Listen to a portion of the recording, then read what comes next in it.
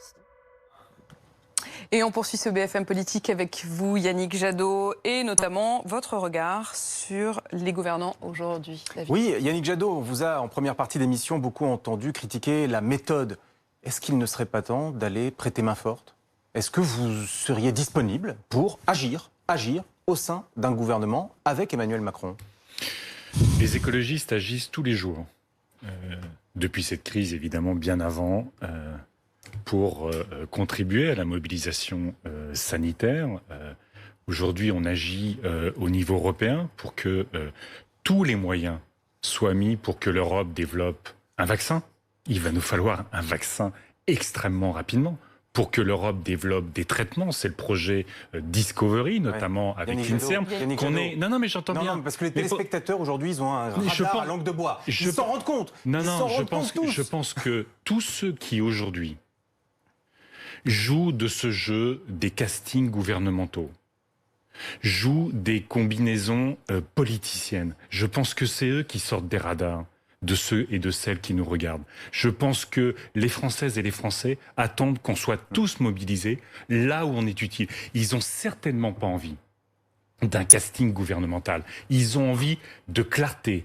Ils ont envie que les forces vives de notre pays soient au cœur des dispositifs politiques. Quand on a parlé de la méthode, c'est ça la méthode. Est-ce que la clarté, c'est pas aussi de dire mais moi, je participerai pas.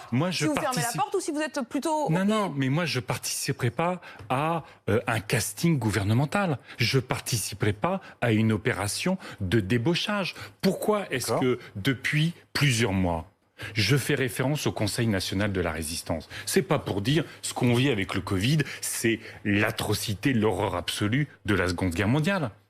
C'est pour dire que en 43-44, ce Conseil national de la résistance, il a rassemblé les forces sociales de notre pays. Tous les anti-vichistes, les anti-nazis. Les gaullistes comme les communistes. Exactement. Les forces politiques. Mais ils ont fait quoi? Ils ont fait un casting? Non. Ils ont reconstruit notre pays. Ils ont inventé un nouveau modèle économique et mieux que ça. Ils ont créé une protection sociale dont on est aujourd'hui toujours extrêmement fiers. Mais ça veut dire que si on vous dit demain, si Emmanuel Macron vous dit demain, justement, on va recréer, on va ensemble créer une sorte de gouvernement d'union nationale pour imaginer la suite, un peu comme le Conseil de la Résistance, est-ce que là, vous direz... Mais vous voyez bien, vous-même... C'est pas un casting, ça. Mais si, parce que vous-même, vous dites, on va faire un gouvernement et on va réfléchir à ce qu'on va faire après. C'est le pire de la politique. Je l'ai dit, je ne participerai pas à une opération de débauchage. Là où je veux mettre mon énergie, dans les semaines qui viennent, dans les mois qui viennent, c'est de travailler avec l'industrie automobile, avec les salariés de l'automobile. Mais est-ce que pour bien travailler avec eux, c'est pas mieux d'être à l'intérieur qu'à l'extérieur? Mais la seule question importante aujourd'hui, c'est comment on remplace un président de la République qui, depuis 3 ans, gouverne seul avec la technocratie par de la créativité et de l'intelligence collective. Moi, quand on veut sauver l'automobile, non, mais ça c'est important, parce que ça c'est la réalité des Françaises et des Français. Comment on sauve le spectacle vivant et la culture?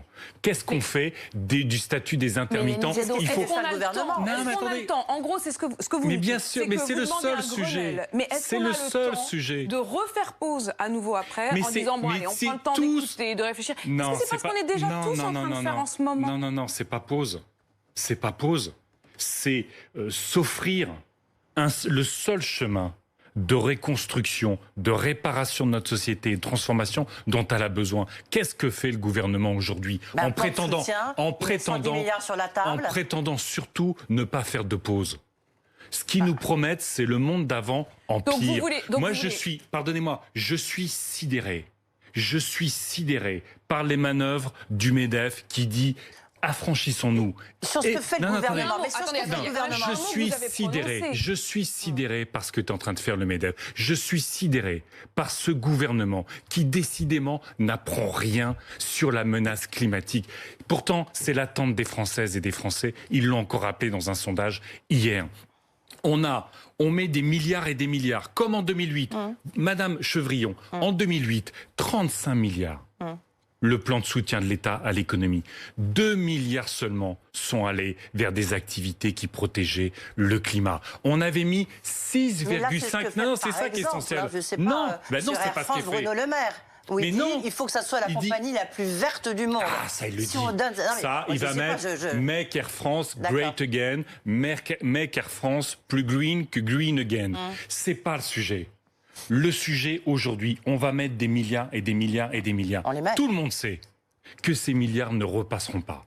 Tout le monde sait qu'à un moment, d'une façon ou d'une autre, il faudra payer ces milliards. Il serait totalement irresponsable aujourd'hui de sauver l'économie telle qu'elle était sans organiser la survie sanitaire, écologique, sociale de notre humanité. Quand on met des milliards dans l'automobile aujourd'hui, souvenez-vous en 2008, Madame Chevrillon, on met 6,5 milliards sur l'automobile. Les groupes ont continué à délocaliser. Il y a eu le Dieselgate et toute la pollution de l'air. Il y a eu les SUV et la destruction du climat. Moi, quand je discute aujourd'hui avec les constructeurs automobiles... Comment, Yannick Jadot? Je mets des gens, parce déjà, ils sont en quelques semaines, leur boulot. Mais justement, là, il faut quand même que les entreprises, elles repartent. Mais justement, après, peut-être qu'elles justement, non, pas après. Mais là, il y a urgence, ça marche jamais le après. C'est pour ça que le après, c'est toujours trop tard. Mettons les constructeurs automobiles avec les syndicats, avec les associations, les collectivités qui gèrent les infrastructures et qui protègent. Pourquoi? Là, vous en avez pour 6 mois, là. Non, on peut faire ça en quelques semaines. Pourquoi on ne ferait pas ça en quelques semaines? On a les informations. Moi, quand je discute avec les constructeurs automobiles, c'est comment on va relocaliser une partie de la production. Quand je discute avec le commissaire Breton au niveau européen, et c'est ce que portent les écologistes aujourd'hui, ayons un grand plan sur la batterie solide, ayons un grand plan sur l'hydrogène renouvelable, ayons un grand plan. On a beaucoup de chômage partiel aujourd'hui. Non, on a beaucoup de chômage partiel. Qu'est-ce qu'on fait en formation? Qu'est-ce qu'on fait en formation des salariés aujourd'hui? Vous nous parlez de rassembler à nouveau tout le monde autour de la table, mais vous avez quand même prononcé une phrase à l'instant. Vous avez dit « il faut remplacer ce président ». Donc ça veut dire quand même qu'en réalité vous préférez attendre 2022. Vous avez prononcé cette phrase. Vous avez dit en fait il faut aller plus loin, il faut remplacer ce président, il faut aller vers la suite. Est-ce que ça veut dire que vous préférez attendre 2022? Est-ce que vous vous dites pas qu'il y a quand même urgence maintenant? On a quand même l'impression que vous voulez reconstruire progressivement. Non. Écoutez, ce que j'essaye de dire aujourd'hui, on a une nécessité absolue de sauver nos agriculteurs. On a 2 options aujourd'hui sur la table. Est-ce qu'on continue l'agriculture mondialisée nourrie au soja qui participe... Non, mais c'est ça la réalité. Pardonnez-moi, c'est la seule chose qui intéresse les Françaises et les Français. Qu'est-ce qu'on fait pour les Français? Moi, ce que je veux faire pour les Français, j'ai travaillé avant le Covid et de nouveau avec la Fédération française du bâtiment, avec la CAPEB, qui est la Fédération des artisans du bâtiment. Qu'est-ce qu'ils demandent? Ils ne demandent pas l'Union nationale, ils demandent des financements pour la rénovation thermique des logements parce que c'est 150 000 emplois en plus. Mais donc il faut aller au gouvernement pour faire le lien, Yannick Jadot. Il faut aller au gouvernement pour faire tout ce que vous voulez faire. Heureusement, Madame Chevrillon, que la démocratie, ça n'est pas que le gouvernement. La démocratie, pardonnez-moi, c'est aussi ce que je fais au Parlement européen. Moi, je vois dans les régions mes collègues, typiquement sur le tourisme, région sinistrée, l'Occitanie comme d'autres régions.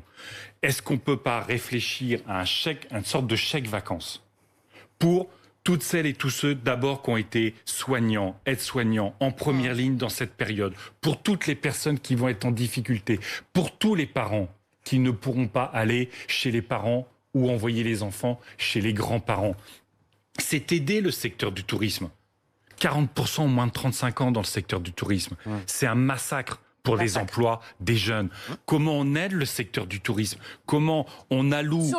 C'est ça qui intéresse les Français, c'est pas... Vacances, et puis il y a la question de l'Europe quand même. Oui, alors justement, Yannick Jadot, une question aux députés européens, mais juste avant, parce qu'on n'a pas compris, il ne fallait pas mettre 7 milliards sur Air France, vous n'avez pas répondu là-dessus. Ah mais si, moi je suis pour qu'on sauve Air France KLM. Non, mais parce que c'était pas clair. Ah non, simplement, on fait comme on fait les Danois ou les Autrichiens. Évidemment, pas de dividendes. On ne peut pas fonctionner sur l'argent public et reverser aux actionnaires. Le dividende, il évidemment, pas d'évasion fiscale. Ça serait quand même incroyable que des entreprises bénéficient de l'argent public national sans contribuer à l'impôt national.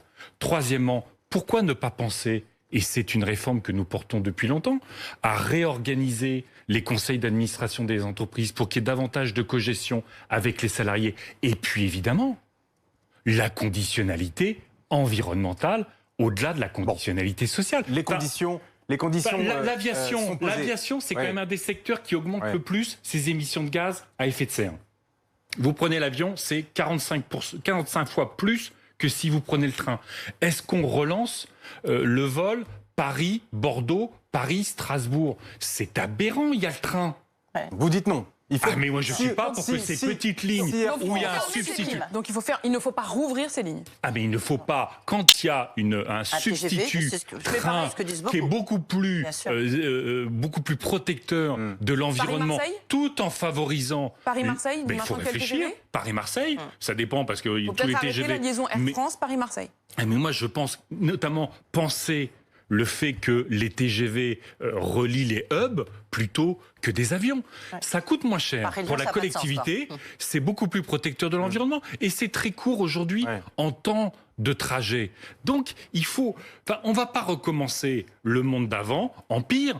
Vous l'avez tous cette semaine, tous dans vos journaux, je ne sais plus si c'était lundi ou mardi, vous avez dit l'épidémie de Covid, c'est plus que le dernier record dramatique de la canicule. On ne va pas d'un seul coup oublier les canicules qui nous arrivent dans la face. On ne va pas oublier les vagues submersions, les inondations. Donc il faut ce monde. Et puis, franchement, moi je rencontre partout des entreprises qui ont compris cet enjeu-là. Vous avez écouté comme moi le patron du Crédit Mutuel dire « je vais prendre ma responsabilité ». En dehors des contrats, indemniser les artisans. Et il faut faire la lutte contre le dérèglement climatique. J'entends plein, je l'ai dit pour les professionnels du bâtiment, j'entends dans plein de secteurs des entreprises qui disent il faut redonner du sens à notre société collectivement. On a notre part de responsabilité à donner pour que notre monde soit plus résilient, mieux relocalisé, plus souverain vis-à-vis des Chinois, des Russes, de Trump, plus durable. C'est ça l'enjeu de l'économie de demain. On vous a bien écouté sur l'aviation. Vous ne fermez pas tout de suite quand même le moyen courrier. Donc question, est-ce qu'il faut rouvrir les frontières dans les semaines qui viennent, les mois qui viennent, les frontières à l'intérieur de l'Europe, celles de Schengen? Question aux députés européens. Nous nous battons aujourd'hui au niveau européen pour qu'on ait une stratégie commune de déconfinement. C'est essentiel. Vous vous rendez compte? C'est pas le cas aujourd'hui. En Italie, le Premier ministre dit qu'il ne faut pas réouvrir les écoles. Vous avez raison. Vous vous rendez compte quand même qu'on n'arrive même pas aujourd'hui en Europe à avoir les mêmes statistiques sur les décès. On ne compte pas pareil. C'est dramatique. On n'a pas été capable... C'est une comparaison difficile d'ailleurs. Oui, mais ce que je veux dire, c'est que je ne dis pas que c'est simple. Je dis il est évident. Soit on veut un monde où les États enverront des milices privées sur les tarmacs chinois pour se faire la guerre pour des masques, des médicaments, soit on veut un monde où l'Europe pense ensemble son matériel, ses médicaments, ses industries clés, le numérique, une partie de la sidérurgie, pense évidemment sa transition écologique, pense sa stratégie ensemble de déconfinement. Il est quand même terrible.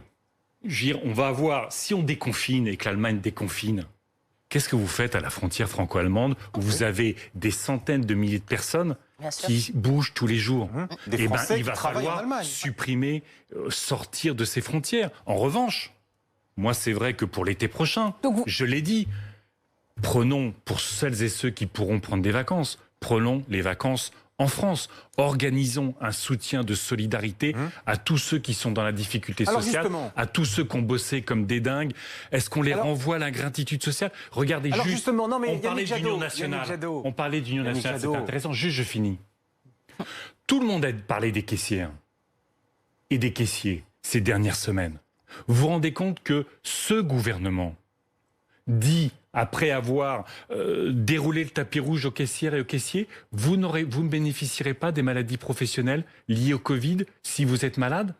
Des enseignes comme Système U ne va pas donner des primes à leurs salariés qui sont là à risquer leur vie? Il faut sortir de cette ingratitude sociale. Les primes ont été promises.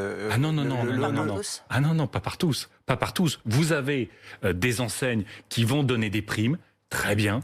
Et puis, vous avez des enseignes aujourd'hui qui rechignent. Et bien, que le patron de Système U vienne sur votre plateau expliquer pourquoi il ne veut pas donner de primes à ces caissières, à ces caissiers qui sont sur le front. Impose bien sûr, à un certain nombre d'entreprises de donner des primes. Bien sûr, bien sûr. On ne peut pas tous porter hommage, rendre hommage à ceux qui nous font vivre aujourd'hui et les renvoyer dès le déconfinement apparu à l'ingratitude sociale et sanitaire. Je ne sais pas si légalement le gouvernement peut obliger une entreprise à donner une prime. Ça m'étonnerait quand même. Mais en tout cas, il peut par branche porter une renégociation des salaires. Et ça, c'est essentiel. Yannick Jadot, vous parliez du tourisme pour cet été en France. Guillaume Pelletier, le numéro 2 des Républicains, lance une proposition demain à l'Assemblée nationale, dans les colonnes du Parisien. Il dit il faut demander aux sociétés d'autoroutes de diviser par 2 le coût des péages. Première proposition, j'aimerais votre opinion là-dessus. Et la deuxième, et comme ça vous répondrez aussi,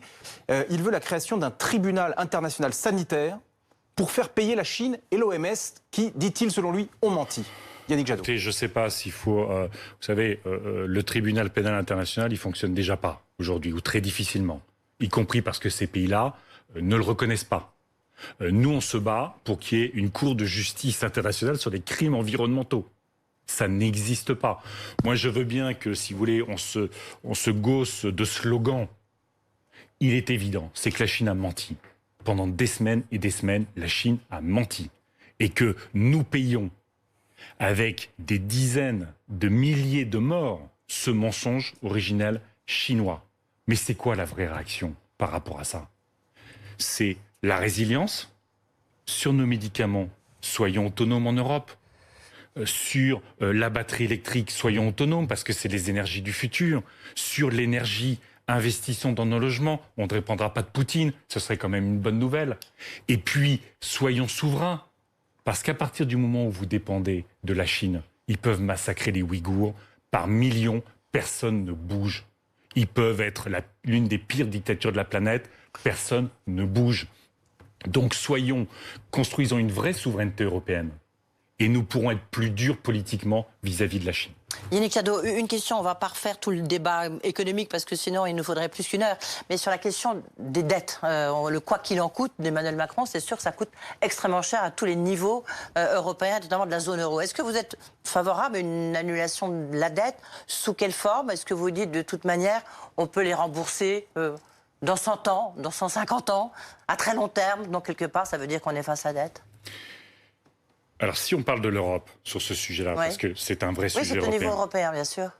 Aujourd'hui, il y a des pays qui ne peuvent plus s'endetter pour faire face à la crise, et que s'ils ne peuvent plus s'endetter pour faire face à la crise, ils sont, au fond, forcément en rupture vis-à-vis de l'Union européenne. Ils ne pourront pas rester dans la zone euro, ils ne pourront pas rester dans le marché unique. C'est Salvini qui reprend le pouvoir en Italie. Donc il faut aider ces pays-là avec du don. Faire une croix sur les critères de Maastricht une bonne fois pour toutes. Oui. Non, mais nous, on a toujours défendu l'idée que les investissements sur la transition écologique, de toute façon, devaient être hors des critères de Maastricht. Emprunter à long terme aujourd'hui, au niveau européen, et donner à l'Italie et à tous les pays les plus en difficulté sur un temps de 50 ans, vous savez qu'en vrai, c'est déjà de l'annulation de la dette au regard des taux d'intérêt. Donc, empruntons sur le long terme, collectivement, c'est ce qu'on appelle les Corona Bonds, c'est ce que nous, écologistes, avec d'autres, défendons à l'échelle européenne. On a vraiment besoin d'une solidarité majeure. Parce que la crise que rencontrent l'Espagne, l'Italie et d'autres, avec la crise du tourisme cet été, ça peut être une catastrophe qui va faire exploser le projet européen. Le projet européen est un projet de solidarité. Le projet européen, ça veut dire que vous imaginez possible la disparition tout simplement de l'Union. Il faut quand même... on est dans un moment d'extrême gravité. C'est pour ça que je renvoyais un peu brutalement ces initiatives politiciennes. On a déjà 500 000 chômeurs en plus. On a plus de 10 millions de personnes au chômage partiel. Combien en aurons-nous de chômeurs en plus cet été, une fois qu'on aura déconfiné tout ça? On va être dans une situation très très dure. D'autres pays européens seront dans une situation très très dure. Tous les populistes sont en embuscade si on n'agit pas. Et donc agissons en coordination, agissons en solidarité. Donnons une espérance à nos jeunes qui vont morfler plus que les autres. Donnons une espérance. Et cette espérance-là, c'est pas le monde d'avant. L'espérance, c'est jamais le monde d'avant. Et donc, l'espérance, c'est le monde qui vient. Reconstruire un projet. David. Alors, je vous ramène à la vie politique française. Vous êtes un responsable politique français. Est-ce que vous imaginez, Yannick Jadot, un second tour des élections municipales au mois de juin? Non. Vous n'y croyez pas une seconde? Non. Vous aviez été consulté à l'époque où Emmanuel Macron a décidé de maintenir le premier tour? Vous savez qu'il y avait une réunion le matin, le fameux jeudi d'avant le premier tour. Il y a une réunion le matin du Premier ministre avec l'ensemble des forces politiques. Le Premier ministre réaffirme, parce que ça a toujours été ses positions, que le premier tour aura lieu, que l'approche scientifique, le conseil, l'avis scientifique lui permet d'engager ça. Mais vous lui dites quoi? Moi, vous savez, le jeudi, à ce moment-là, le jeudi, je suis en conférence de presse avec David Béliard à Paris et Delphine Batteau. Vos collègues pourront le confirmer. Nous disons, puisque la rumeur circule, nous disons la santé doit primer sur le calendrier électoral. L'avez-vous dit au Premier ministre? Mais moi, c'est Julien Bayou qui était à la réunion. Vous, les écologistes. Julien Bayou, c'est le patron du parti. Vous, les écologistes, Yannick Jadot, évidemment. Ah, mais nous, on a fait savoir partout que la santé devait primer. Ouais. Et voilà, on se retrouve... ça renvoie aussi à la question de la méthode qu'on abordait tout à l'heure. On aurait construit tout ce confinement avec l'ensemble des forces politiques sur la réalité des faits, sur la réalité et les doutes des avis scientifiques, et je pense que notre pays aurait été plus uni. Une question quand même sur Europe Écologie Les Verts et ensuite une question sur votre avenir. Europe Écologie Les Verts, on l'a vu encore hier sur fond des réseaux sociaux. On a eu Michel Rivasi qui a dit « Ouh là là, gros doute sur la capacité de faire des vaccins et sur d'ailleurs la fiabilité en général des vaccins ». Julien Bayou, le patron d'Europe Écologie Les Verts, lui a répondu vertement. Elle a fini par supprimer son tweet. D'abord, est-ce que vous êtes pour ou contre les vaccins à Europe Écologie Les Verts? Donc vous êtes pour? Oui. Tous? Je l'ai dit tout à l'heure. Il n'y a pas de doute? Aujourd'hui, non, si vous voulez, ce message de Michel Rivasi, c'est une faute. Je le dis simplement, c'est une faute. Alors, et Julien Bayou a bien fait de répondre en citant les décisions de notre parti qui appellent à la plus grande mobilisation européenne, internationale de la recherche pour trouver un vaccin. Mais Yannick Jadot, est-ce que vous n'êtes pas fatigué de ce parti? Mais non, mais regardez ce parti, on est exactement sur la même ligne. On est pour les vaccins. Non, exactement. Mais il y a une personne qui s'est exprimée, je l'ai dit, je ne suis pas d'accord. Julien Bayou lui a répondu sur les réseaux sociaux en disant qu'elle avait tort. Fin de l'histoire. Alors, fin de l'histoire, ok. Autre question quand même sur la suite. Alors, et vous savez, c'est pas simplement pour nous le sujet. Vous savez, il y a un continent dont personne ne parle. Et c'est aussi pour ça qu'il faut qu'on ait des capacités de production de matériel de santé en Europe. C'est l'Afrique. L'Afrique va avoir besoin encore plus que nous. Parce qu'ils n'ont pas les hôpitaux, ils n'ont pas ces systèmes de santé aussi performants que les nôtres. Cette recherche, elle a été lancée au niveau mondial, la recherche du vaccin. Masque, test. Il faudra alimenter l'Afrique pour que ce continent, qui est un continent absolument extraordinaire, y compris aujourd'hui du point de vue économique, y compris du point de vue de sa jeunesse, ne soit pas une nouvelle fois un continent du désespoir. Il y a eu un doute si vous avez prononcé ou non cette phrase, Yannick Jadot, il faut remplacer le président. Mais au-delà du doute, alors vous dites je ne l'ai pas prononcé, nous on l'a entendu, mais au-delà du doute, justement, clairement, est-ce que vous estimez qu'en 2022, il faudra le remplacer, ce président? Ah oui, mais ce n'est pas le sujet aujourd'hui. Le sujet aujourd'hui, c'est comment on sort de ce confinement, comment on sort de cette crise sanitaire majeure, comment on va faire face à une crise économique et sociale qu'on n'a jamais vue. Ça n'a jamais existé. Donc votre objectif, la bonne nouvelle reste dans l'histoire. La bonne nouvelle dans l'histoire, pour la première fois de l'histoire, on arrête l'économie pour protéger la santé. Pour la première fois de notre histoire, les citoyens ont agi par leur comportement individuel, par leur responsabilité individuelle, de manière totalement articulée avec l'action publique. Ça, c'est essentiel. Et il va falloir continuer. Finalement, là-dessus, vous êtes plutôt raccord avec Emmanuel Macron? Non, mais c'est la réalité de ce qu'on vit. Et il va falloir continuer à mobiliser ces forces vives dans les fermes, les centres de recherche, les entreprises, les associations. On a une capacité à construire... On vous sent quand même un peu flou sur la question de l'unité nationale. Mais moi, je suis l'unité nationale pour combattre. Vous voulez remplacer et en même temps, vous vous dites aujourd'hui, on ne peut pas vraiment complètement l'assumer. mais parce que quand j'ai quand même le droit de dire que je suis sidéré quand ce gouvernement favorise la levée de toutes les mesures d'épandage pour les pesticides profitant de notre épidémie. Je suis sidéré quand ce gouvernement continue à mettre des milliards sans aucune conditionnalité sociale, sans aucune conditionnalité environnementale. Ils n'ont toujours rien compris. Eh ben oui, à un moment donné, il va falloir effectivement construire une alternative plus enthousiasmante pour notre pays et pour l'Europe. Ils n'ont toujours rien compris. On restera sur cette phrase. Merci Yannick Jadot, en tout cas d'avoir été avec nous pour BFM Politique. Merci à Edwige et à David. Merci Apolline. L'actualité continue sur BFM TV et je vous retrouve à 17h. À tout à l'heure.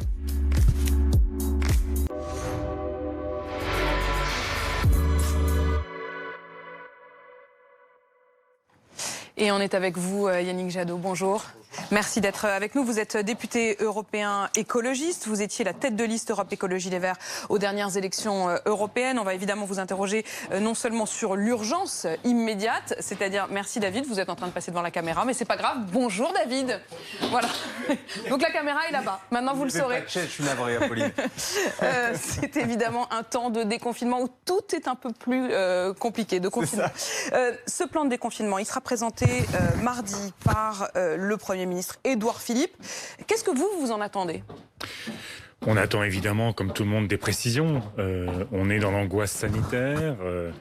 Beaucoup de Français sont dans l'angoisse de retrouver un boulot, d'avoir une entreprise qui fonctionne encore le 11 mai ou après. Donc on attend des réponses précises, à la fois évidemment sur la question sanitaire. Est-ce qu'on va être protégé dans ce déconfinement ? Ça a été dit dans votre reportage. Les mairies qui assument notamment les écoles primaires, est-ce qu'elles vont avoir les moyens, les personnels pour nettoyer très régulièrement ces écoles ? On n'avait pas attendu le Covid pour avoir des reportages sur l'état catastrophique parfois du point de vue de l'hygiène dans certaines écoles de la République. On va avoir la question des transports. Est-ce qu'on va disposer de masques ? Est-ce qu'on va mettre en place les tests massivement pour pouvoir petit à petit reprendre une vie économique, une vie sociale normale ? On attend toutes les précisions. On a entendu, vous parliez tout à l'heure des écoles, on a entendu hier soir que le Conseil scientifique était en réalité défavorable à la réouverture des écoles avant la rentrée de septembre. Emmanuel Macron en a décidé autrement. Est-ce qu'il fait prendre un risque aux Français ? Écoutez, il a des informations que nous n'avons pas. Moi, j'espère qu'il ne fait pas prendre un risque aux Français, mais on ne peut pas rester confiné jusqu'à ce que le seuil d'immunité de la société soit atteint, sachant qu'il ne peut pas être atteint tant qu'on est confiné. Donc, il y a un moment donné, il faut aussi que les enfants puissent sortir de l'appartement, puissent sortir de la maison, puissent de nouveau apprendre. C'est important. On a des enfants qui sont aujourd'hui en difficulté sociale, y compris parce qu'ils n'ont pas accès à la cantine, difficulté d'apprentissage. Mais ça veut quand même dire, juste sur cette question de trancher entre le sanitaire et effectivement la reprise d'une vie pour tous, jusqu'à présent, Emmanuel Macron avait toujours dit, et Édouard Philippe, qu'il s'appuyait précisément sur les décisions du Conseil scientifique. Là, ils vont à l'encontre de la décision du Conseil scientifique. On peut assumer ça politiquement. On a eu dans notre système de prévention, de confinement, d'approvisionnement en masques, en tests, on a eu beaucoup de retard par rapport à d'autres pays. Des comptes devront être rendus, c'est pas le moment de la polémique. Mais le Danemark a rouvert les écoles. Prenons l'expérience du Danemark pour savoir comment ça s'est fait. Est-ce que ça génère de nouveaux clusters ? Est-ce que ça génère une nouvelle propagation ? Qu'est-ce qu'ils ont mis en place au sein des écoles pour que ça se passe bien ? Ils font ça par demi-journée, par demi-classe. Ils occupent l'ensemble des locaux. Faisons en sorte que... je ne suis pas sûr que la rentrée doive se faire le 11. Je pense qu'il faudrait au moins qu'il y ait une journée pour toutes les équipes pédagogiques. C'est le cas. A priori, la rentrée sera en réalité le 11 pour les professeurs et le 12 pour les élèves. Voyons comment ça se passe. Faisons confiance aux équipes pédagogiques en garantissant évidemment que les mesures barrières, les masques, les gels, les savons, l'hygiène des toilettes, tout ça soit garanti pour qu'effectivement les enfants ne deviennent pas un centre d'épidémie. Bonjour Yannick Jadot. Bonjour. Question très concrète. Vous prendrez le métro après le 11 mai ? Bonne question. Je serai comme beaucoup. dans cette situation où on se dit quel va être le niveau d'occupation des métros. Les premières images, notamment sur la ligne 13, qui est une ligne très souvent très lourde du point de vue de la fréquentation, sont pas rassurantes. Moi, j'avoue qu'aujourd'hui, quand je me promène, je préfère prendre un vélo, je préfère prendre mon scooter, je préfère me balader à pied, parce qu'aujourd'hui, c'est ce dont j'ai besoin. Mais quand il va falloir se déplacer de nouveau, j'espère que, là encore, la RATP, comme la SNCF, comme toutes les régies régionales de transport, auront prévu le gel, auront prévu la distanciation, auront prévu le fait que ces métros seront suffisamment nettoyés. Mais ça fout la trouille à tout le monde. La patronne de la RATP a déjà dit que la distanciation dans le métro, elle ne voyait pas comment faire. Eh bien, vous avez raison. Donc ça va relever de la responsabilité individuelle, des comportements personnels. Est-ce que tout le monde sera équipé d'un masque suffisamment protecteur? Et puis, il faut appeler toutes les entreprises qui n'ont pas la nécessité de faire revenir dès le 11 mai leurs salariés dans les entreprises, que le télétravail se poursuive, que les horaires soient aménagés pour que tout le monde ne se retrouve pas à 8h, à 18h, 19h dans le métro, parce que là, effectivement, on prend un risque majeur. Il y a un moyen de percevoir votre état d'esprit général dans le moment qui est le nôtre, c'est de vous poser la question de mardi. Si vous étiez député de la Nation, en France, est-ce que vous voteriez en faveur de ce plan de déconfinement dont on perçoit aujourd'hui les contours? Mais je suis bien incapable de vous le dire. Enfin, on n'a pas le plan. Le minimum, vous voyez bien que l'Assemblée nationale n'est pas très bien traitée depuis plusieurs semaines. On lui promet des débats. À un moment, vous allez débattre, ça va être consultatif, mais vous allez peut-être voter, mais en fait, on entendra plus ou moins compte. Et puis finalement, vous voterez sur tel élément. Tout ça n'est pas sérieux au regard de la démocratie. Les députés s'expriment au nom de la République. Donc, voter sur quelque chose que je ne connais pas à l'avance, ce serait bien ridicule dans la situation actuelle. Moi, vous savez, je prends toujours mes responsabilités. Si ce plan de déconfinement est à la hauteur des enjeux sanitaires, qu'il place la santé en priorité et qu'il organise la continuité de la vie sociale et économique sous cet impératif, j'ai pas de raison de pas le voter. Mais attendons les annonces du Premier ministre. Et pour l'instant, reconnaissons qu'on a toujours été sur notre faim. Qui n'auront lieu que quelques heures avant le vote. Ce qui est le plan est présenté à 15h et le vote à 17h30. Ce qui est aussi un problème dans le moment que nous vivons. Il vous a pas échappé que les enseignants, les parents d'élèves, les élèves ont appris à la télévision ce qu'allait être potentiellement l'organisation de la rentrée scolaire. Je ne suis pas sûr que ce soit toujours la meilleure méthode de privilégier l'impact médiatique plutôt que les forces qu'il faut associer. Si on vous écoute, il y a presque un déni de démocratie. Bien sûr. Il y a un déni de démocratie. Bien sûr. Bien sûr. Quand soit le gouvernement, et je pense que ce serait une faute politique majeure, assume de gouverner seul. On le voit, il y a une pratique solitaire du pouvoir. Ça n'a pas commencé avec le Covid, ça s'est accéléré. Vous n'avez pas du tout été consulté. Mais on n'est pas consulté. Vous voyez bien, moi je l'ai dit depuis le début, j'aurais aimé que le président de la République, que le gouvernement passe sous une forme où le président de la République se passe 4 heures par jour avec l'ensemble des forces politiques. Mais je pense qu'on aurait évité beaucoup de mauvaises communications, beaucoup de polémiques, probablement un certain nombre de dysfonctionnements lourds si les collectivités locales avaient été associées. Ça a été le cas. Les maires ont été reçus, les présidents de région aussi. Oui, ils ont été reçus dans la dernière semaine. La semaine dernière. On n'a pas commencé cette épidémie la semaine dernière. Les présidents de région, et j'ai écouté Xavier Bertrand sur votre antenne, il s'est plaint que les régions ne soient pas réunies autour du gouvernement. Et c'est pas normal dans un fonctionnement démocratique. On a tous vu, et je l'ai dit, des comptes devront être rendus. C'est pas le moment de la polémique, c'est le moment de la mobilisation. On a tous vu des dysfonctionnements majeurs sur les approvisionnements en masse. On va y revenir largement. Encore une question par rapport à mardi. Mardi doit être voté, adopté la question du tracing, de savoir si cette application Stock Covid doit être appliquée ou pas. Est-ce que vous considérez la CNIL, qui est en charge justement de vérifier que toutes les libertés sont bien respectées, dit oui, elles le sont, mais il faut des garanties supplémentaires. Est-ce que vous, Yannick Jadot, vous dites, a priori, moi je trouve que c'est quand même une manière de savoir si on est en contact ou pas avec des personnes qui sont contaminées, ou est-ce que vous trouvez qu'au contraire c'est liberticide? Je n'ai pas d'opposition de principe à l'idée qu'on utilise le numérique dans cet état d'urgence sanitaire.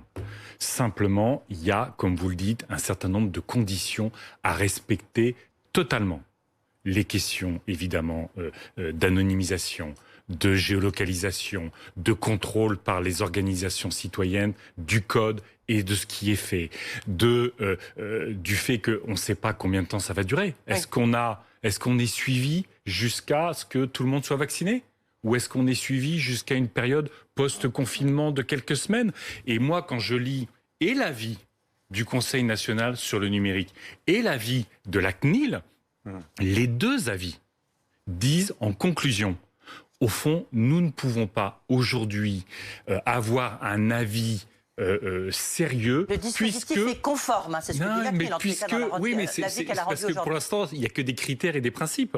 Il conclut en disant, aujourd'hui, on n'a pas l'application telle qu'elle pourrait exister, et donc, nous voulons en savoir davantage pour savoir si c'est liberticide ou pas. Et puis, je rappellerai, dans ces deux avis, qu'est-ce qu'ils disent ? Ils disent, ça n'est qu'une petite brique dans un dispositif global. Et qu'aujourd'hui, le dispositif global n'est pas garanti. Et donc, la priorité n'est certainement pas d'avoir un outil dont on doute de l'efficacité et qui pourrait être liberticide avant l'ensemble du dispositif. Vous pourriez la télécharger, l'application. C'est la même question que David. J'en sais rien, mais c'est comme tout. Pour l'instant, on ne vous sent pas très chaud quand même. Mais moi, effectivement, je ne suis pas chaud parce que on a potentiellement une remise en cause d'un certain nombre de libertés sans garantie d'efficacité, sans garantie d'inscription.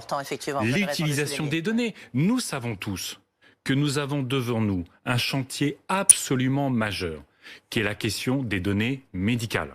C'est un chantier majeur de liberté, de vie privée vis-à-vis de l'État, vis-à-vis des entreprises. Et il n'est pas question d'aborder ces sujets-là avec légèreté. Yannick Jadot, vous disiez, je ne peux pas me prononcer parce que j'ai besoin de connaître le dispositif global. Mais vous en avez un, dispositif global. Les LR, par exemple, les Républicains, ont 50 propositions pour le déconfinement. Ils les ont présentées, ils les présenteront lundi aussi à l'Assemblée nationale. Est-ce que vous avez bossé ? Vous avez un plan de déconfinement complet à proposer au débat public ? Mais les écologistes ont fait des propositions extrêmement sérieuses sur cette crise et cette sortie de crise. Sur le déconfinement, Yannick. Nous travaillons sur le déconfinement. Qui nous occupe là, sur lequel vous allez devoir voter. Les responsables politiques vont devoir voter. Mais vous avez absolument raison. Mais nous, vous savez, les écologistes, ça a toujours été, le cœur de notre logiciel politique, c'est la santé d'abord. La santé d'abord. Bon, alors on reste confiné. Mais non. Si c'est la santé d'abord, mais où on sont reste vos confiné. propositions à ce moment-là ? Mais les propositions, ça va être de donner effectivement de l'intelligence et de la capacité au sein des écoles, au sein des différentes régions, au sein des différentes collectivités, d'adapter, mais des critères qui sont extrêmement stricts. Et nous